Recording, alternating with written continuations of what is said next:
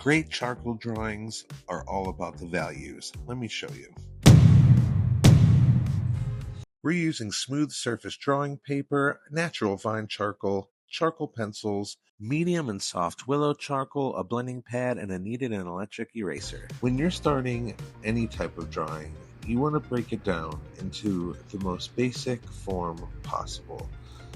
To the left, we have the finished eye that we are currently working on, and I want you to pay attention to the biggest shapes you see in this design. I'm not adding any detail at this moment. I'm simply using the vine charcoal, which is easy to spread around, not too dark, erases really well, and I'm just getting some real loose basic shapes in here, just to give us the roadmap to where we want to go eventually. So I smear everything around. I'm just getting values where I need them. They're obviously going to be boosted up into darker values and lighter values, but in the beginning of any charcoal drawing, it's just very important to start loose, start ugly. Here I'm using a medium charcoal pencil just to refine a little bit of that almond shape for the eye, and I'm also just giving myself a little bit tighter of a roadmap, adding some darker tones. The pencils don't erase as easily as the vine charcoal, so you have to be a little bit more intentional about where you're putting your shadows at this stage. But what we're looking for is a nice slow build in our value range. Darkest, you're going to subtly shift from darks to light over and over again throughout a charcoal drawing.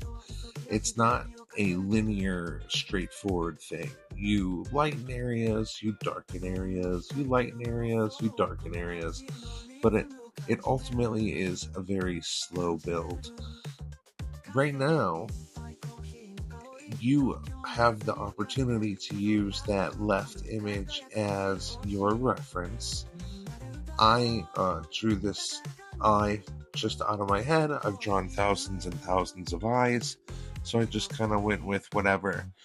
But when you're the key is to always use a good reference when you're learning how to make things look the way you want them to look. Don't make things harder for yourself. You don't need to memorize everything right out the gate. You can take your time and use reference drawings and do studies. The more you draw a subject matter, the bigger your mental library for that subject, and it makes it much easier to draw that same subject in the future. So I switched over to a medium willow charcoal here, and I'm just getting some more dark values in place. You really want to make sure that you're happy with the form and all the large shapes before you really start nailing in these darker values, because it gets harder and harder to erase these willow charcoals as you get further and further into the design. So, and you're going to be using different pressures. That was a very soft pressure right there, and right here I'm using the same charcoal but with a little bit more pressure, and that variation of pressure will adjust subtle tones, and then eventually when you're scrubbing them through with your hand and your fingers, like you'll see me doing in just a little bit, you'll have a nice gradual tone shift. And remember, we're always just paying attention to larger shapes, and then once we get our larger shapes defined, we could break down shapes within shapes. Right here I'm using the soft blending pad just to smooth out some of the medium charcoal I put in here. I am going for a very soft effect, so I don't want to leave too much of that charcoal edgy. It'll be nice to have some edges in there later, but right now I'm just trying to spread those charcoals out, get some variation in here. And I'm not afraid to be messy when I'm doing charcoal. I actually prefer it. A little bit of messiness makes me feel like I can make more mistakes, and it doesn't lock up my brain. It makes me feel free. I want to be able to express myself through the marks I'm making with the charcoal. I use my finger as a smudge tool often. It's quick, it's easy, and it's efficient. And I feel like the oils on your finger could really work those charcoals into the paper nice and smooth. Right now, I'm not really paying attention to the middle of the eye, which will eventually be the focal point. Right now, I'm just focusing on nailing some darker darks in here, and then I'm going to start removing some of those darks. So you don't always have to worry too much about where you're smudging those charcoals around outside of the dark zones. So see how I'm not afraid to just push that charcoal around. It doesn't really have a rhyme or reason. I'm just creating some crevices here, making the skin have some variation. And I'm going to come back in here, and you could do a lot of texturizing with the Kneaded Eraser and the precision eraser that I use. So as much as you want to be intentional with those dark tones, you also don't need to be super intentional with the lighter tones, because we can shift things around. Getting to the middle of the eye is always super fun and exciting, because that's where you really zoom in and focus on the little details. And this is the area that I want people to notice most when they look at the artwork.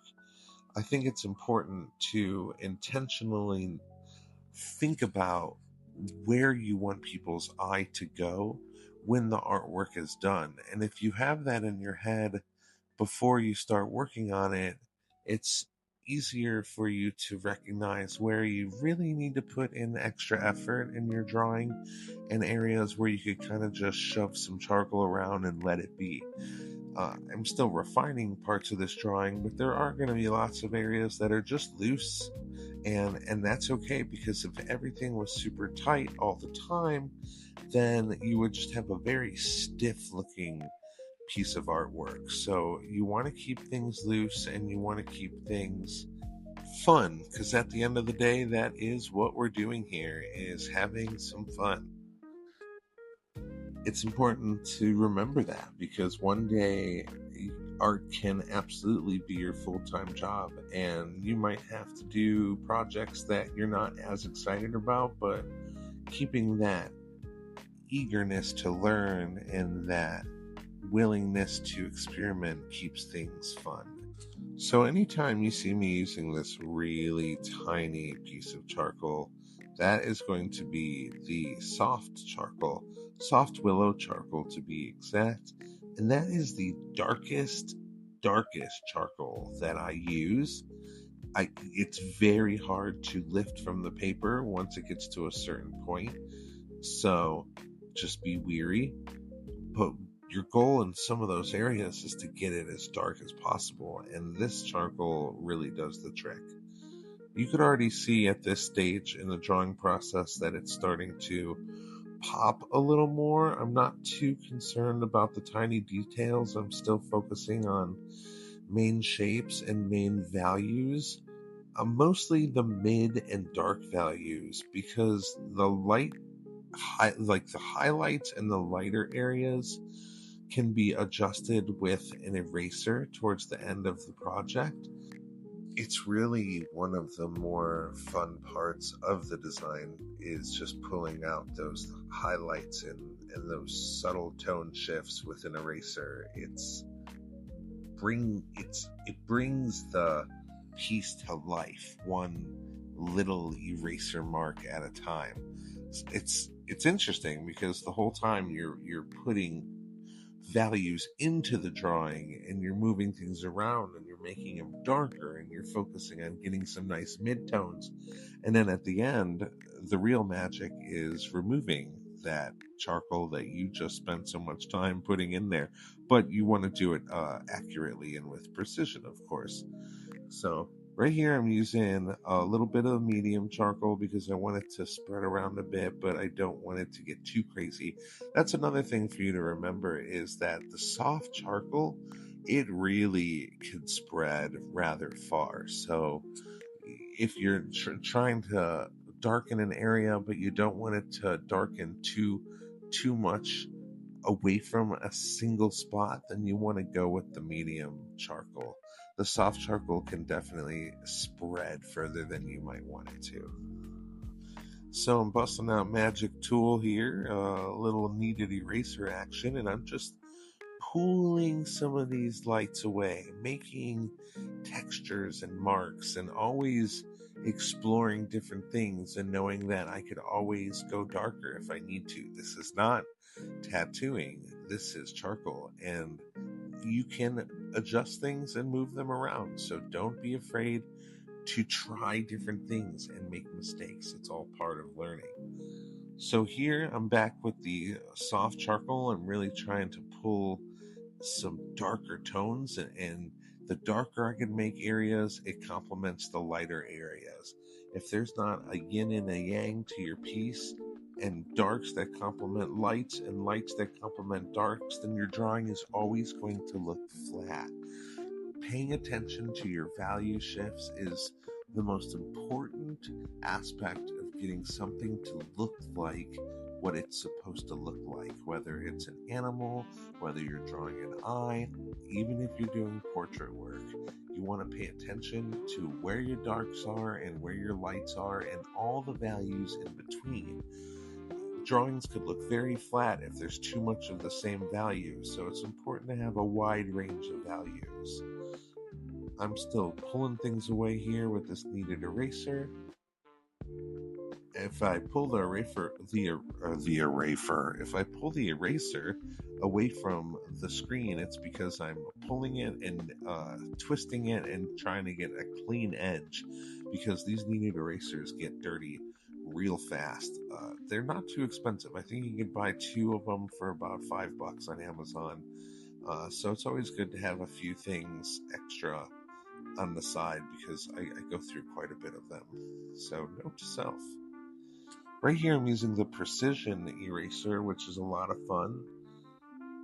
You could really get in here and get some very bright highlights, because that spinning eraser at the edge is really moving. And notice how I was just pushing on that soft charcoal, and I got it to come up a little bit, but it didn't come up a whole lot. So you gotta be careful with those dark spots. I know I've said it a lot through this video, but I'm telling you, nothing's gonna tick you off more than if you overdo a dark spot and then you can't adjust it, especially if you're working on portraits or something that's very precise.